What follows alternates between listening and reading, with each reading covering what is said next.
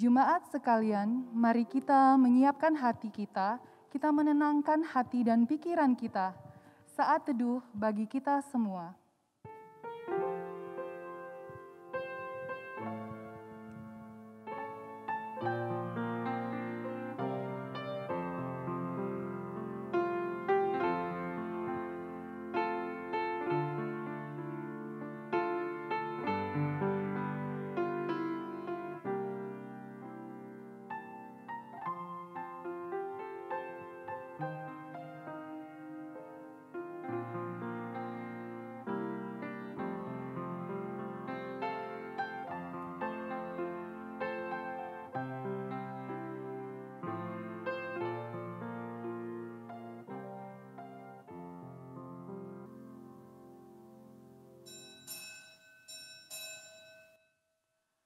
Mari jemaat, kita semua bangkit berdiri, kita pujikan Kidung Jemaat nomor 17 ayat 1 dan 2, Tuhan Allah hadir.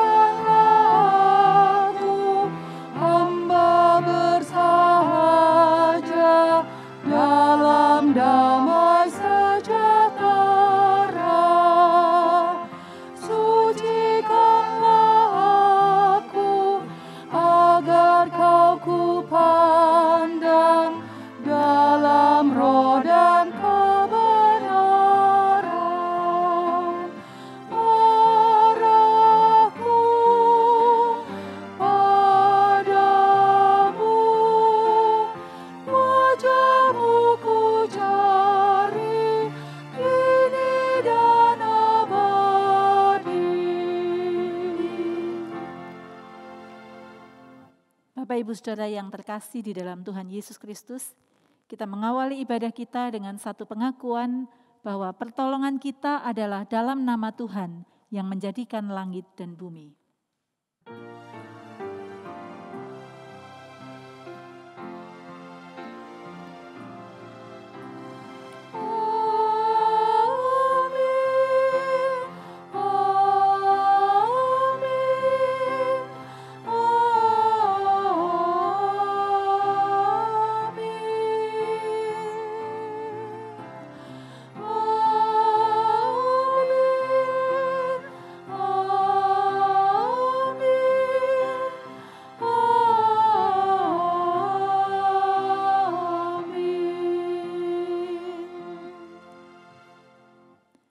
Kasih karunia dan damai sejahtera dari Allah Bapa kita dan dari Tuhan Yesus Kristus menyertai saudara sekalian.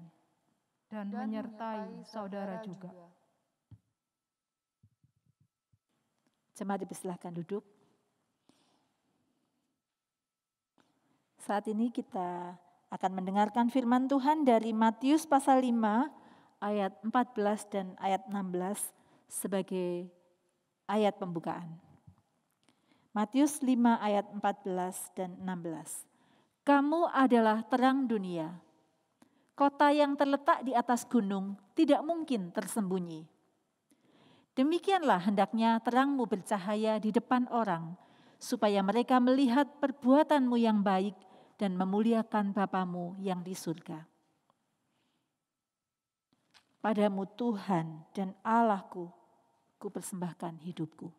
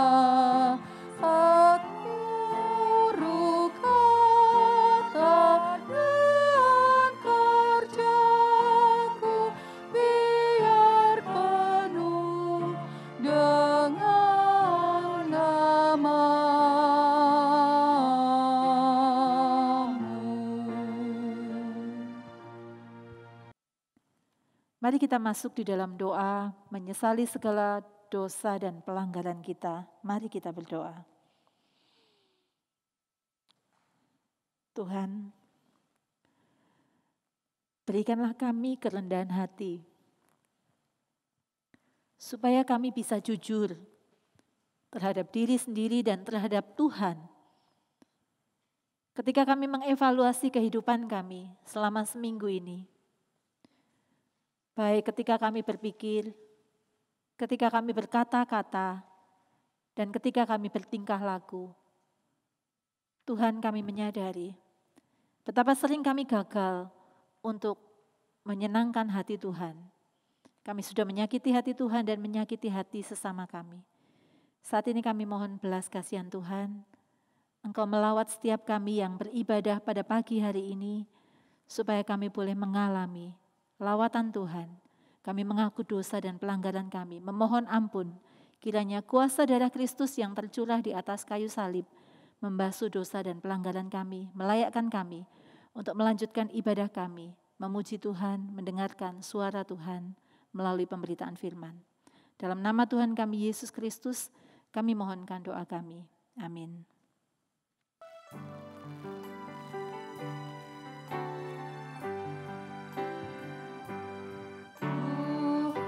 Tuhanku, bila hati kawanku terluka oleh tingkah ujarku, dan kehendakku jadi penuhku, ampunilah.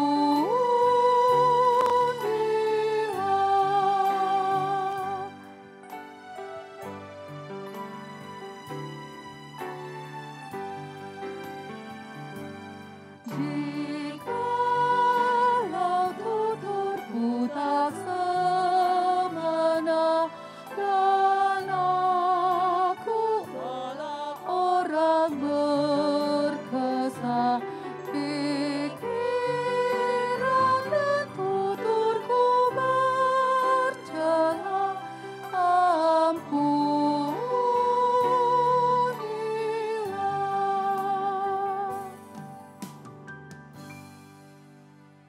Jemaat diundang untuk bangkit berdiri. Bersama-sama kita akan mendengarkan firman Tuhan dari 2 Korintus 3 ayat 16 sampai 18.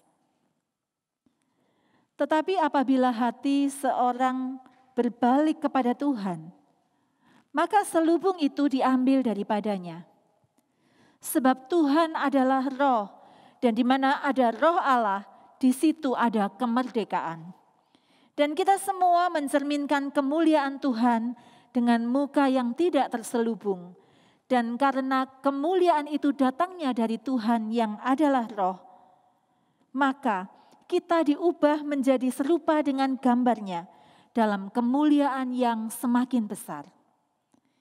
Kiranya firman Tuhan ini mengingatkan kepada kita bahwa kesungguhan hati untuk berbalik kepada Tuhan itu sungguh penting. Ketika kita sungguh-sungguh berbalik kepada Tuhan, maka Tuhan menyingkapkan selubung itu dari setiap kita. Dan kita boleh mengalami perjumpaan pribadi dengan Tuhan lebih dekat, lebih intim. Dan biarlah kita boleh mencerminkan kemuliaan Tuhan, dengan muka yang tidak terselubung. Demikianlah berita anugerah dari Tuhan.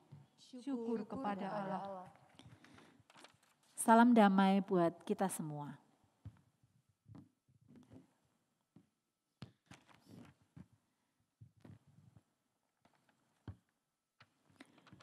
Mari Bapak Ibu Saudara, dengan kerendahan hati kita mengaku, menyatakan kepada Tuhan, Yesus pimpin langkahku.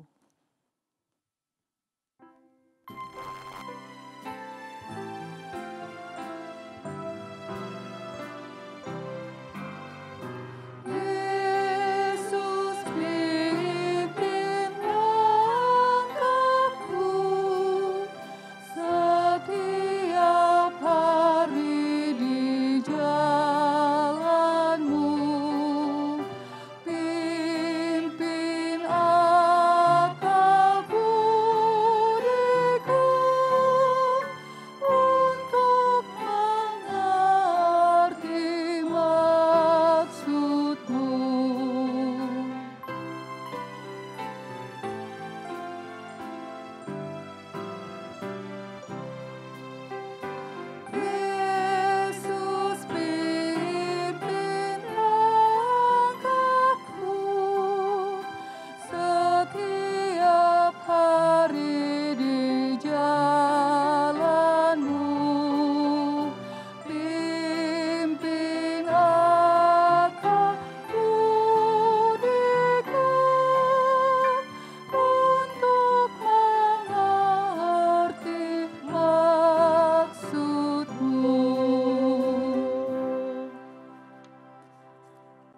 Mari bersilahkan duduk, mari kita masuk di dalam doa.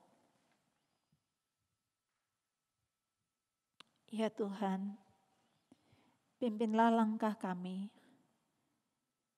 Kendalikanlah akal budi kami untuk mengerti maksud Tuhan. Ketika kami membaca Alkitab, buatlah kami mengerti. Berikanlah kami kuasa Roh Kudus-Mu bekerja, supaya kami boleh mengerti maksud-Mu, dan Engkau berikan kami kuasa, supaya kami boleh melakukan firman-Mu dalam kehidupan kami setiap hari. Kami rindu Tuhan, hidup kami ini memancarkan sinar kemuliaan Tuhan, menjadi berkat bagi banyak orang. Kami serahkan hamba-Mu ke dalam tangan-Mu, biarlah Tuhan yang menyembunyikan hamba-Mu di belakang salib Kristus, supaya apa yang disampaikan sesuai dengan kehendak Tuhan, sesuai dengan kebenaran firman Tuhan. Di dalam nama Tuhan kami Yesus Kristus, kami mohonkan doa kami. Amin. Bersama-sama kita akan membuka Alkitab kita dari Roma pasal 14 ayat 13 sampai 23. Roma pasal 14 ayat 13 sampai 23. Saya akan membacakan bagi Bapak Ibu Saudara. LAI memberikan tema jangan memberi batu sandungan. Karena itu, janganlah kita saling menghakimi lagi. Tetapi lebih baik kamu menganut pandangan ini. Jangan kita membuat saudara kita jatuh atau tersandung. Aku tahu dan yakin dalam Tuhan Yesus bahwa tidak ada sesuatu yang najis dari dirinya sendiri. Hanya bagi orang yang beranggapan bahwa sesuatu adalah najis, bagi orang itulah sesuatu itu najis. Sebab jika engkau menyakiti hati saudaramu oleh karena sesuatu yang engkau makan, maka engkau tidak hidup lagi menurut tuntunan kasih. Janganlah engkau membinasakan saudaramu oleh karena makananmu, karena Kristus telah mati untuk dia. Apa yang baik yang kamu miliki, janganlah kamu biarkan difitnah. Sebab kerajaan Allah bukanlah soal makanan dan minuman, tetapi soal kebenaran, damai sejahtera, dan sukacita oleh Roh Kudus. Karena barang siapa melayani Kristus dengan cara ini, ia berkenan kepada Allah. Ia berkenan pada Allah dan dihormati oleh manusia. Sebab itu, marilah kita mengejar apa yang mendatangkan damai sejahtera dan yang berguna untuk saling membangun. Janganlah engkau merusakkan pekerjaan Allah oleh karena makanan. Segala sesuatu adalah suci. Tetapi celakalah orang jika oleh makanannya orang lain tersandung. Baiklah engkau jangan makan daging dan minum anggur atau sesuatu yang menjadi batu sandungan untuk saudaramu. Berpeganglah pada keyakinan yang engkau miliki itu bagi dirimu sendiri di hadapan Allah. Berbahagialah dia yang tidak menghukum dirinya sendiri dalam apa yang dianggapnya baik untuk dilakukan. Tetapi barang siapa yang bimbang kalau ia makan, ia telah dihukum. Karena ia tidak melakukannya berdasarkan iman. Dan segala sesuatu yang tidak berdasarkan iman adalah dosa. Demikianlah firman Tuhan, berbahagialah setiap kita yang bukan hanya mendengar, tetapi melakukan dalam kehidupan kita setiap hari. Haleluya.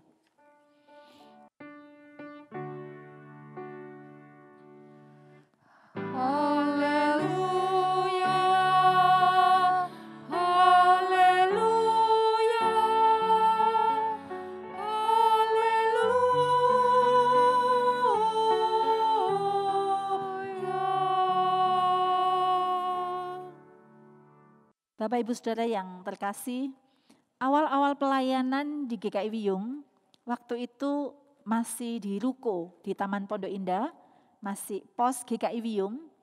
Saya berkesempatan hangout dengan teman-teman KPR ke sebuah tempat makan. Kami memesan nasi goreng yang terkenal pedas dan mahal. Saya tidak tahu harganya sekarang berapa, mungkin sudah di atas 100.000 ya satu porsi. Persisnya porsinya tidak banyak, tapi banyak gitu ya, disajikan bukan di piring, waktu itu disajikan di atas wajan gitu. Jadi Memang bukan untuk masak ya wajahnya, untuk penyajian aja. Jadi di meja itu ada wajan yang disajikan dengan nasi goreng itu. Ada yang tahu Bapak Ibu? Nama nasi goreng itu ialah nasi goreng J ya. Bapak Ibu nanti bisa lihat di slide. Menurut saudara, jika saya sebagai seorang pengkhotbah, perempuan lagi, mengucapkan kata ya, apakah menurut saudara saya sudah jadi batu sandungan? Kalau saya misalnya berpakaian mini ketika menghadiri sebuah pesta, menurut Bapak Ibu apakah saya bisa menjadi batu sandungan? Kalau saya berkhotbah lalu mengenakan sandal, apakah saya bisa menjadi batu sandungan? Apa sih artinya batu sandungan menurut Bapak Ibu? Batu sandungan adalah sebuah istilah tentang sesuatu yang bisa menjadi rintangan atau sesuatu yang mendatangkan kesukaran bagi orang yang mengenal kita atau bagi orang lain. Setiap kita pasti pernah mendengar tutur kata seseorang, penampilan seseorang maupun perilaku seseorang yang kita anggap aduh orang ini menjadi batu sandungan. Si A, rumahnya rapi, tapi kenapa ya penampilannya kok tidak terawat, tidak mencerminkan seorang yang berpendidikan, seorang yang baik. Oh enggak karu-karuan, kumel gitu ya. Si B, rumah tangganya kacau. Pantesan aktif pelayanan karena sudah sumpek di rumah, mending pergi. Jadi pelariannya adalah ke pelayanan. Si C misalnya, kalau di gereja orangnya itu lemah lembut, menyenangkan, semua orang senang bertemu dengan dia, ngobrol dengan dia. Tetapi ternyata terhadap bawahannya kasarnya minta ampun. Pantesan bawahannya tidak ada yang mau kalau diajak persekutuan, karena ini seorang Kristen ya, jadi anak buahnya juga banyak yang Kristen, tapi tidak mau diajak persekutuan. Si D, orangnya kurang bertanggung jawab, hutang tidak dibayar. Dan banyak lagi melakukan tipu sana tipu sini. Nah saudara, kalau kita disuruh melihat kekurangannya orang dan kita merasa nggak cocok dengan kita mungkin merasa aduh orang ini bisa jadi batu sandungan, si ini bisa jadi batu sandungan. Bagi kita mereka sudah melakukan hal-hal yang mengecewakan, membuat orang mungkin tidak bisa mengenal kasih Kristus. Tetapi tanpa sadar atau sadarkah kita ya, kita pun seringkali jadi pembicaraan orang, siapapun itu ya. Dan ternyata juga dinilai orang lain menilai kita bahwa kita ini ternyata pernah menjadi batu sandungan bagi orang lain. Dalam taraf tertentu bukan saja menjadi bahan pembicaraan, tetapi menjadi batu sandungan itu bisa membuat orang kecewa, tidak menyangka, rasanya orang itu kecewa, sangat kecewa. Lalu juga tidak sedikit karena sikap hidup orang Kristen menjadi rintangan atau halangan orang percaya kepada Yesus. Lah kalau muridnya Yesus seperti ini, gurunya seperti apa? Ya saya nggak mau mengenal Tuhan Yesus dan menerima Tuhan Yesus. Bisa begitu. Dan biasanya walaupun si A, si B, si C, si D itu menjadi batu sandungan, orang-orang itu tidak merasa kalau dia sudah melakukan apa yang membuat jadi batu sandungan. Tidak sadar dirinya sudah mengecewakan orang lain. Karena semua orang, hampir semua orang merasa apa yang dilakukan itu sudah benar. Karena itu tidak merasa kalau jadi batu sandungan. Itulah yang terjadi pada jemaat di Roma. Ketika mereka mempermasalahkan apakah seseorang boleh makan makanan yang sudah dipersembahkan kepada berhala. Mereka yang tidak makan mengatakan begini, menghakimi orang yang makan. Lalu mereka mengatakan, mengapa makanan yang sudah dipersembahkan kepada berhala kok mereka makan? Itu sangat tidak baik, sangat menjadi batu sandungan.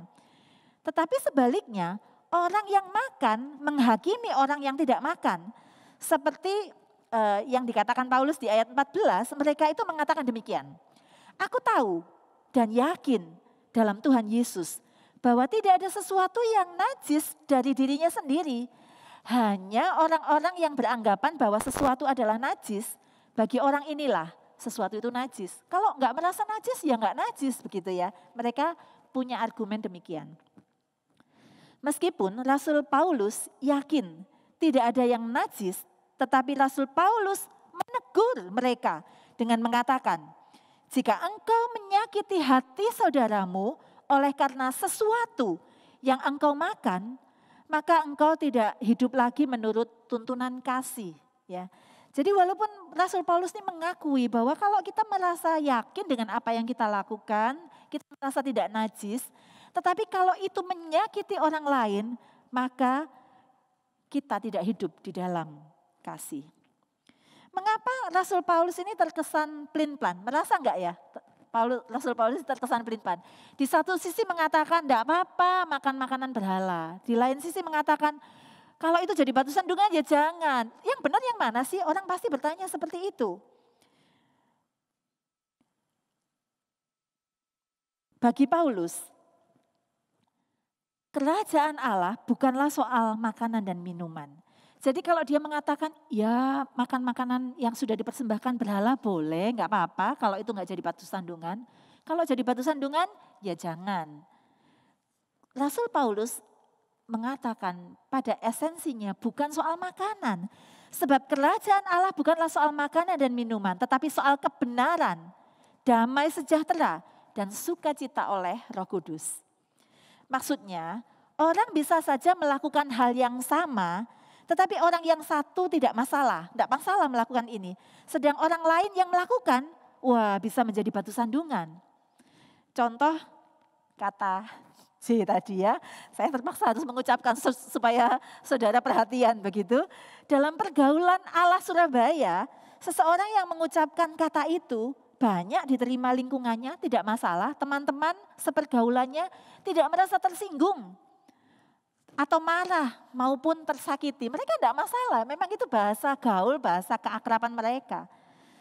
Sedangkan saya merasa risih, saya merasa tidak nyaman kalau ada orang di dekat saya, apalagi orang yang dekat dengan saya mengucapkan kata-kata seperti itu, begitu ya. Saya merasa tidak nyaman.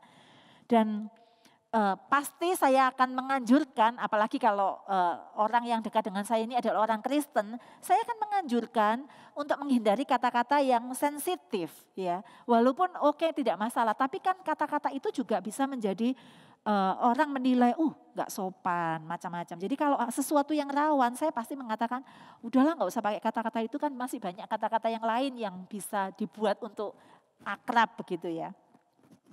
Lalu bagaimana kita tahu ini benar atau ini salah? Tadi kan saya mengatakan, kata yang sama diucapkan oleh si A, diterima oleh lingkungan si A, tidak menjadi masalah dibandingkan dengan kata yang sama diucapkan oleh orang B dan di lingkungan B. Lalu kita tahu dari mana ini benar atau salah? Ada peringatan keras di awal perikop, yaitu di ayat 13, dibuka dengan kalimat, karena itu janganlah kita saling menghakimi. Karena apa? Karena apa kita tidak boleh menghakimi? Ya, jadi kalau Paulus mengatakan jangan menghakimi, karena apa?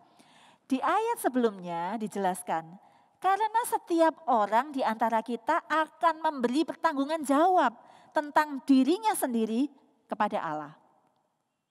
Jadi kalau kita diminta pertanggungan jawab, di Matius Tuhan Yesus pernah mengajarkan, jangan kamu menghakimi. Karena penghakiman yang kamu lakukan kepada orang, ukuran yang kamu ukurkan kepada orang akan diukurkan kepadamu. Karena itu kita diingatkan, jangan menghakimi. Bapak Ibu Saudara, dalam sebuah lomba masak nasi goreng gitu ya. Ini ceritanya kok temanya saya nggak sadar ya kok bicara nasi goreng lagi. Kemungkinan banyak yang suka nasi goreng ya. Dalam sebuah lomba masak nasi goreng antar keluarga ya. Setelah masing-masing peserta dibagikan bahan-bahannya oleh panitia, mereka diberi waktu untuk mulai memasak dan menyelesaikan lomba itu. Ada salah satu peserta yang ayah ibunya itu, ini satu keluarga ya, pernah buka depot dan anaknya ini juga lulusan perhotelan. Maka mereka menganggap masakannya pasti paling enak di antara kelompok-kelompok yang lain. Mereka kan ya rumah tangga biasa begitu ya. Si ibu yang pintar masak ini pernah punya depot ini selalu mengomentari peserta-peserta lain. Kalau Bapak Ibu tidak bisa masak, misalnya ya kita tidak bisa masak, ya kita pokoknya ikut berpartisipasi lomba. Senang tidak kalau kita ini dikomentari? Garamnya kebanyakan itu gitu. Lah kamu kok sayurnya nggak dihabiskan semua gitu. Lu nasi goreng tuh ya mestinya dikasih saus, misalnya begitu ya. Ini lagi lomba ini. Ya tambah bingung semua gitu ya. Biasanya kalau orang ikut lomba, sehebat apapun orang, nggak peduli dengan kelompok lain. Yang penting apa? Ayo cepet, pokoknya kita selesaikan, yang penting kita menang. Masa kita mau lihat kelompok lain? Nggak mungkin ya. Nah Bapak Ibu Saudara, ada ungkapan, soalnya ada ungkapan lain koki, lain masakan begitu ya. Jadi mestinya ya kita nggak usah terlalu pusing gitu dengan untuk ngatur-ngatur orang lain. Pada kenyataannya, masing-masing peserta lomba biasanya akan konsentrasi dengan kelompoknya supaya apa? Supaya menang. Kalau dia terlalu pusing dengan yang lain, ini malah kerjaannya sendiri tidak dikerjakan dengan baik. Nah ini saya ibaratkan dengan di dalam kehidupan kita di hadapan Tuhan yang Paulus sampaikan kepada jemaat di Roma. Bahwa mereka itu punya tanggung jawab pribadi di hadapan Tuhan.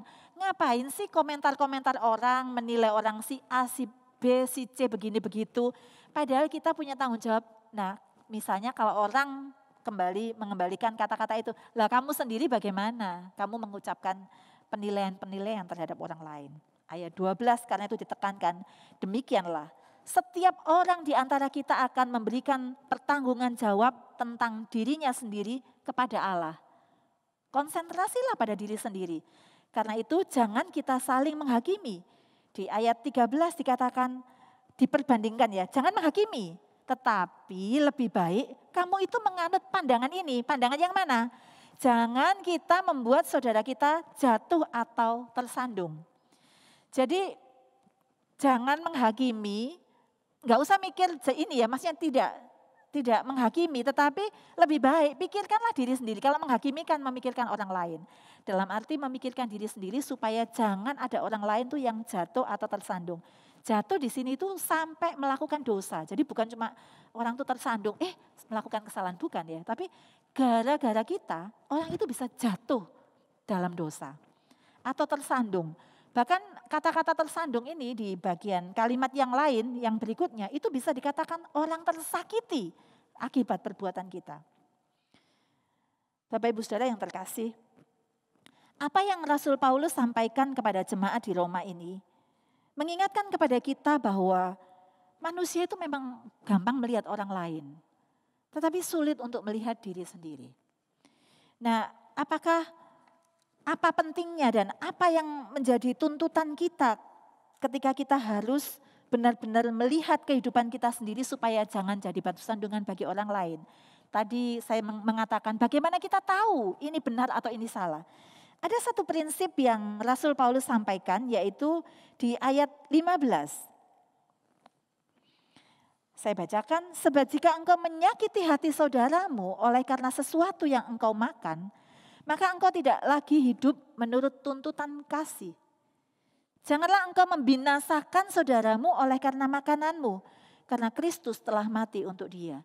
Jadi sebenarnya apapun boleh kita lakukan, tetapi prinsipnya adalah ketika kita melakukan sesuatu itu menyakiti saudara kita, waktu itu jemaat di Roma menyakiti atau menjadi batu sandungan karena mereka makan persembahan berhala, bahkan mereka minum anggur.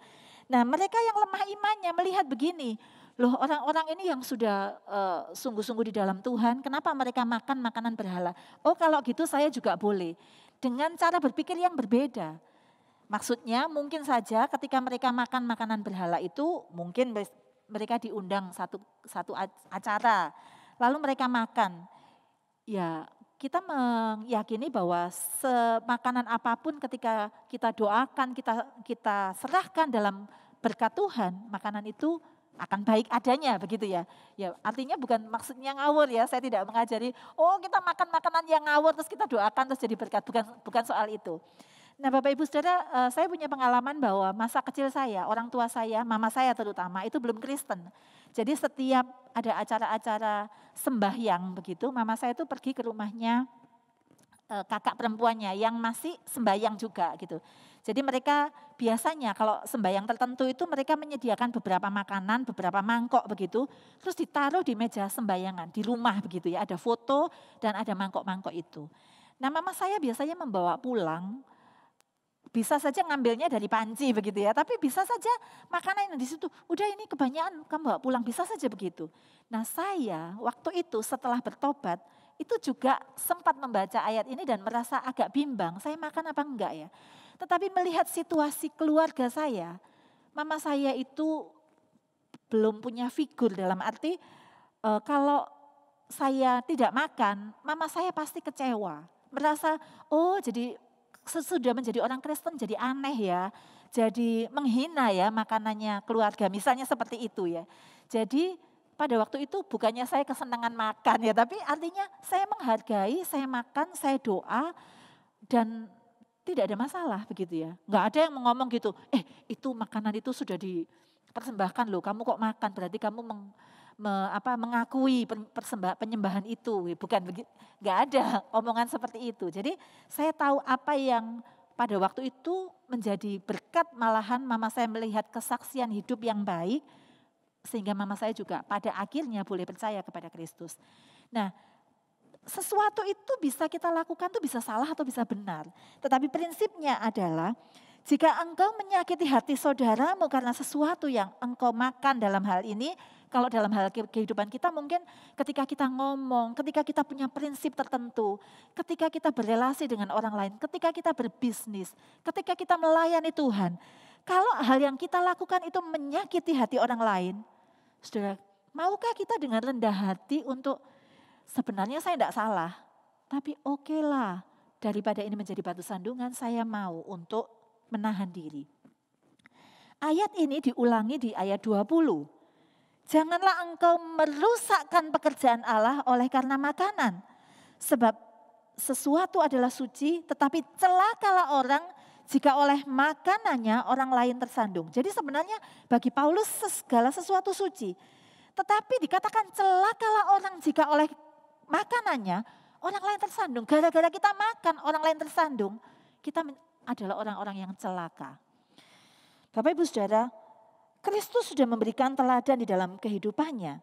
Tuhan itu mempersembahkan dirinya sendiri ketika tidak mempertimbangkan keyakinan orang lain supaya menyenangkan diri sendiri. Ketika Kristus harus disalibkan, kalau pilihan orang maunya orang kalau punya pilihan, milihnya apa? Enggak mau disalib, begitu ya. Di dalam Taman Getsemani Yesus berdoa, kalau boleh cawan ini lalu. Tapi Yesus mengatakan apa? Jadilah kehendakmu. Jadi ketika kita tidak mempertimbangkan keyakinan orang lain supaya menyenangkan diri sendiri, itu sama dengan menghancurkan pekerjaan Allah.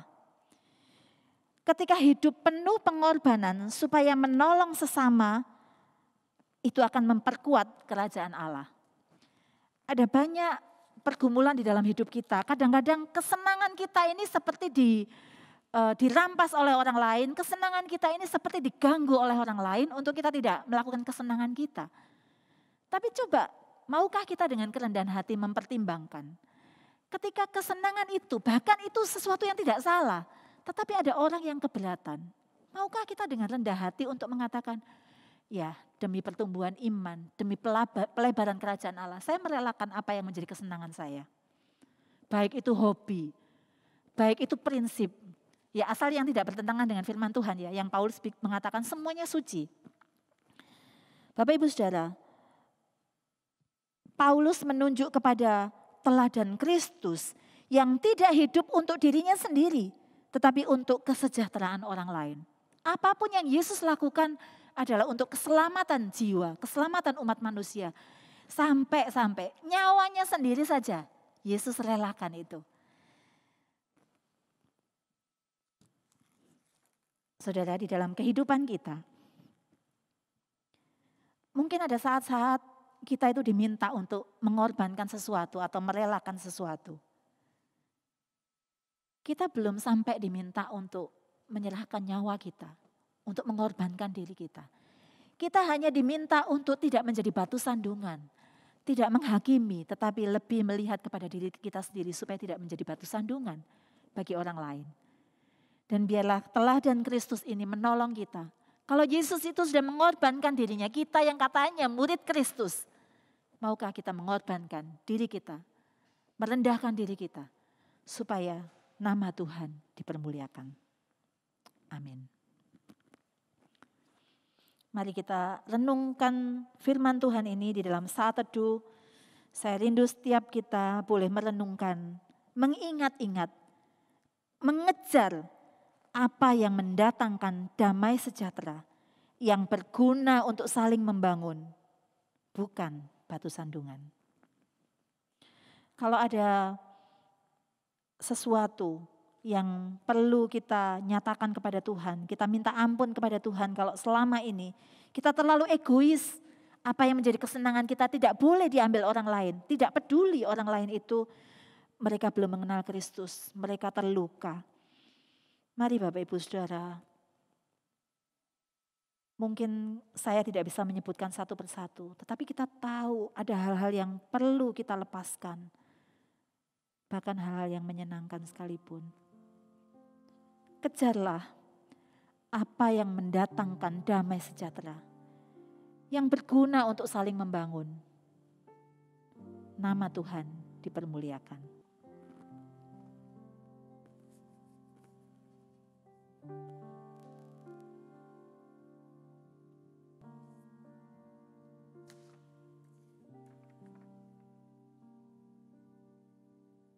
Bapak Ibu Saudara sekalian, mari kita bangkit berdiri. Marilah kita bersama-sama dengan umat Allah di masa lalu, masa kini dan masa depan, mengingat pengakuan pada baptisan kita menurut pengakuan iman rasuli. Aku percaya kepada Allah, Bapa yang Maha Kuasa, Khalik langit dan bumi, dan kepada Yesus Kristus, anaknya yang tunggal, Tuhan kita, yang lahir, yang dikandung dari Roh Kudus, lahir dari anak darah Maria, yang menderita sengsara di bawah pemerintahan Pontius Pilatus, disalibkan, mati dan dikuburkan, turun ke dalam kerajaan maut. Pada hari yang ketiga, bangkit pula dari antara orang mati, naik ke surga, duduk di sebelah kanan Allah, Bapa yang Maha Kuasa.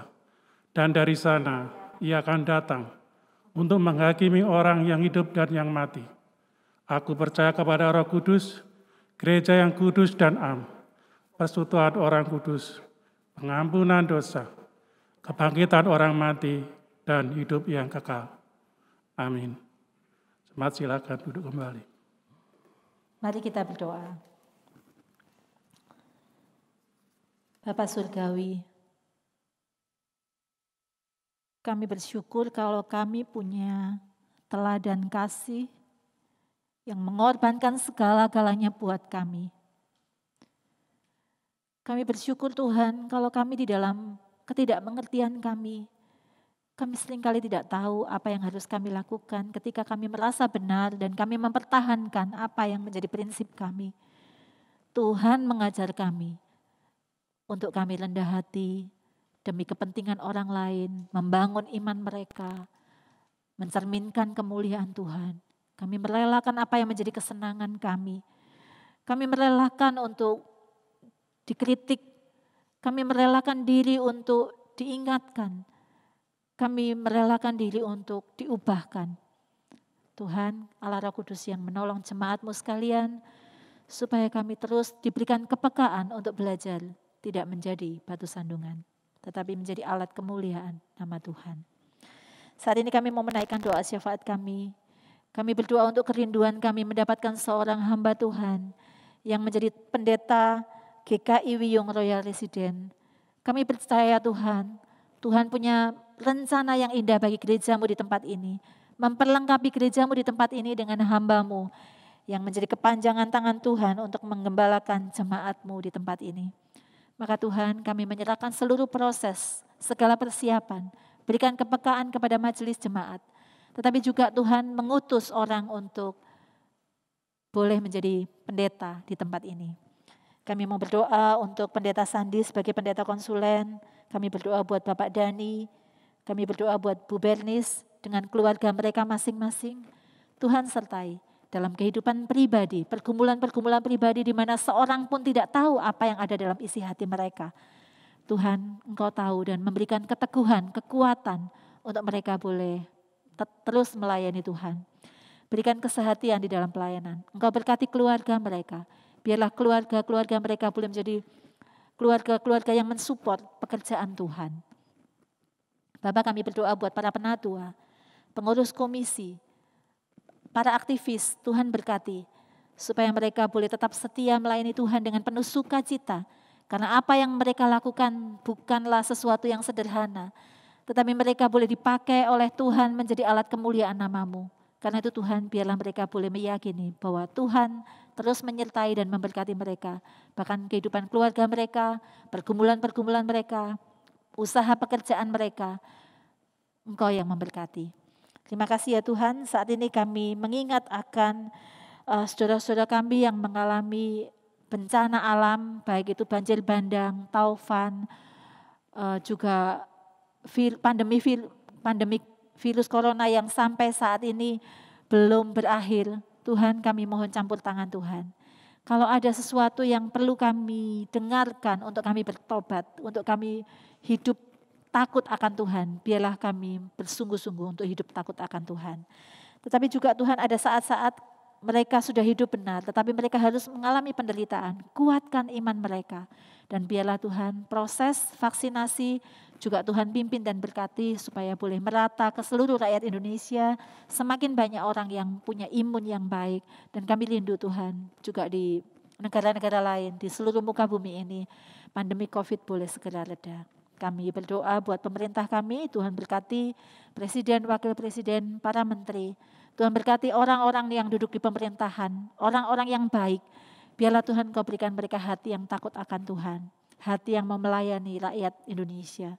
Dan juga Tuhan untuk seluruh rakyat Indonesia, biarlah kami bahu-membahu, bangga sebagai bangsa Indonesia. Dan kami mau terlibat untuk ikut memajukan, untuk ikut membangun negeri ini. Tuhan terima kasih, kami berdoa untuk mereka yang lemah fisik, mereka yang sakit, baik di rumah maupun di rumah sakit. Tuhan Engkau yang menilik mereka dalam pergumulan-pergumulan mereka, mohon jamahan tangan kuasa Tuhan memberikan kesembuhan. Dan biarlah mereka boleh kembali beraktivitas seperti sedia kala, memuji dan memuliakan Tuhan. Bagi mereka yang harus tetap menderita, berikan kekuatan iman, memandang kepada Kristus yang mendampingi mereka senantiasa. Terima kasih ya Bapa. Kami serahkan seluruh aktivitas kami dalam sepekan ke depan, kami percayakan dalam tangan kasih-Mu, kami berdoa dan bersyukur dalam nama Tuhan kami Yesus Kristus yang sudah mengajar kami berdoa. Bapa kami yang di surga, dikuduskanlah nama-Mu, datanglah kerajaan-Mu, jadilah kehendak-Mu di bumi seperti di surga. Berikanlah kami pada hari ini makanan kami yang secukupnya, dan ampunilah kami akan kesalahan kami, seperti kami juga mengampuni orang yang bersalah kepada kami. Dan janganlah membawa kami ke dalam pencobaan, tetapi lepaskanlah kami daripada yang jahat. Karena Engkaulah yang mempunyai kerajaan dan kuasa dan kemuliaan sampai selama-lamanya. Amin. Warta Lisan 9 Mei 2021. Ibadah kenaikan Tuhan Yesus akan dilaksanakan pada hari Kamis tanggal 13 Mei 2021 pukul 8.00. Pelayan firman Tuhan Pendeta Beni Solihin dari STT Saat dengan tema Siapakah Kristus yang naik ke surga? Doa pagi Sabtu tanggal 15 Mei 2021 pukul 5.00. Pembicara Ibu Yung Min Lan. Ibadah Minggu 16 Mei 2021. Pukul 8, pelayan firman Pendeta Hadian Tanwikara dari GKI Mupasan. Tema menjadi iklannya. Mengharap kehadiran pemuda dan remaja dalam persekutuan doa pada hari Sabtu tanggal 15 Mei 2021 pukul 19.00, pembicara Ibu Ida Sainipar dengan tema Ghosting Mentality. Dibuka pendaftaran kelas katekisasi bagi jemaat yang ingin mengikuti. Harap mendaftar diri ke Ibu Yung Min Lan dengan nomor HP-nya 0823 3530 9562 dan mengisi formulir serta melengkapi persyaratan. Kelas katekisasi terbuka bagi semua jemaat usia minimal 15 tahun. Kelas katekisasi akan dimulai pada tanggal 23 Mei 2021. Ibadah live streaming dan ibadah onsite. Hari Minggu tanggal 23 Mei 2021. Ibadah ini dapat dihadiri oleh jemaat yang rindu untuk hadir beribadah di gereja dalam jumlah terbatas. Jemaat yang akan hadir wajib mendaftar terlebih dahulu melalui nomor WA 0857 9023 0628 atau 081 2304 2357 atau telepon ke nomor 031 9942 3755. Untuk menjadi perhatian, kuota kehadiran jemaat dibatasi sebanyak 40 orang. Pendaftaran ditutup jika kuota sudah penuh.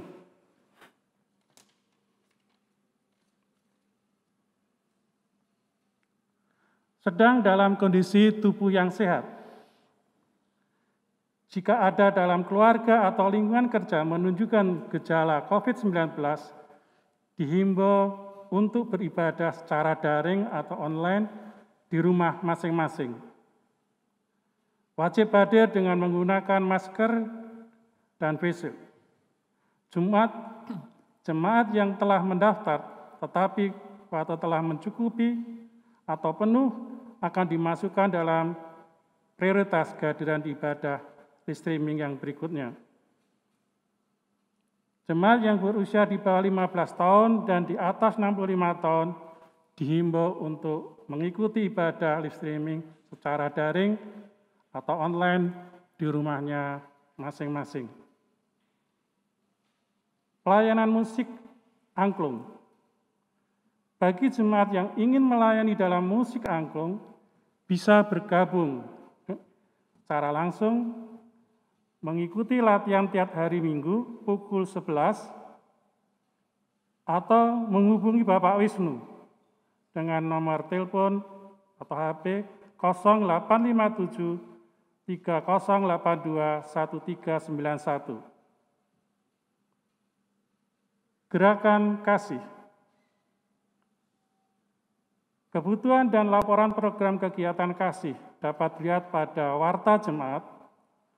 Jemaat yang terbeban dapat menghubungi Bapak Wuri dengan nomor HP 0811 339797. Jemaat dapat berkonsultasi atau konseling dengan hamba Tuhan dengan membuat perjanjian terlebih dahulu dengan menghubungi nomor yang ada tertera dalam warta jemaat. Kita akan masuk dalam pelayanan persembahan.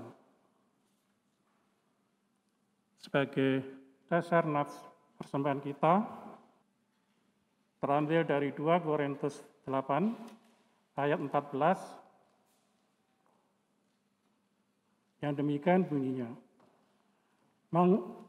Maka hendaklah sekarang ini kelebihan kamu mencukupkan kekurangan mereka, agar kelebihan mereka kemudian mencukupkan kekurangan kamu. Persembahan bisa dimasukkan melalui brankas gereja setiap hari kerja, atau transfer ke BCA 258 6772 889 atas nama GKI Wiyung. Kita akan menguji Kidung Jemaat 287B bait pertama dan kedua, sekarang bersyukur.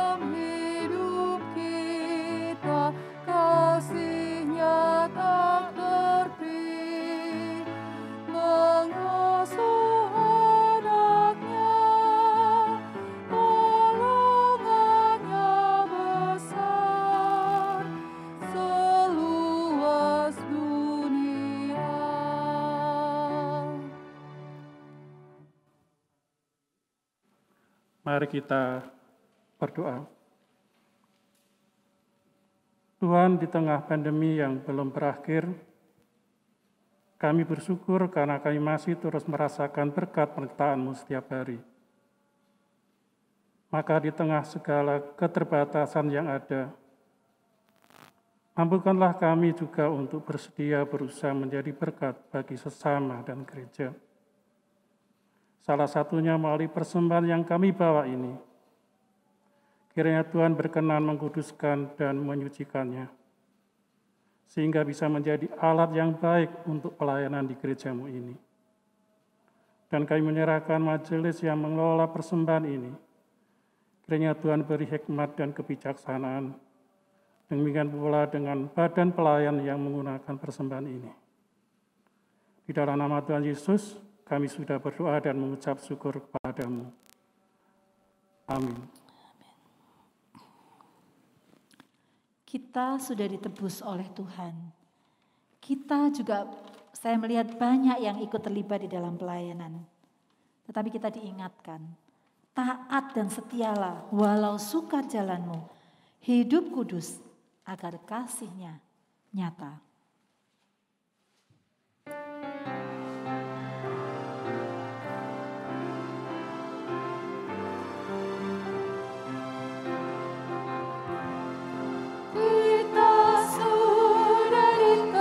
Olehnya, inilah yang hilang ungkalismu, maju terus dan kibarkan panjinya, sanjung rajamu. Mari bawa padanya segenap talentamu, serta hidup mengikuti firman-Nya. Taat dan setialah walau sukar jalanmu, hidup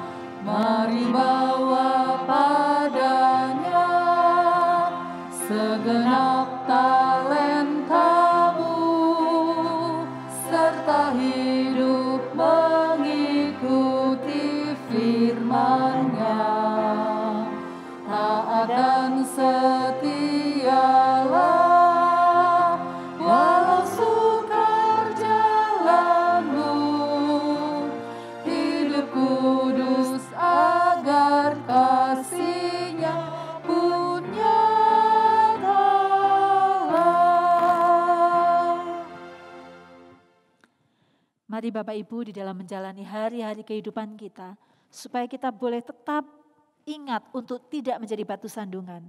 Mari arahkan hatimu kepada Tuhan. Kami mengarahkan hati kami kepada Tuhan. Jadilah saksi Kristus. Syukur kepada Allah, Terpujilah Tuhan. kini dan selamanya. Kita menerima berkat Tuhan. Kiranya kasih Allah Bapa memampukan kita untuk hidup di dalam kasih kepada Allah dan kepada sesama. Damai sejahtera di dalam Tuhan Yesus Kristus memampukan kita untuk boleh mendatangkan damai sejahtera kepada orang-orang di sekitar kita. Kekuatan, pimpinan, penyertaan Allah Roh Kudus boleh menyertai, memberkati kita di sepanjang hidup kita, hari ini sampai selama-lamanya. Amin.